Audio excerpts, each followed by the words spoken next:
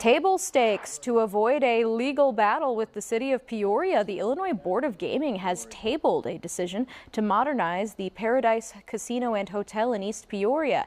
And are they folding? Boyd Gaming, the owners of the business, has decided to ditch their plans for that land-based casino. The decision comes after the city of Peoria sued earlier this week, asking the judge to stop that gaming board vote because of claims that Peoria would lose out on tax revenue and development opportunities.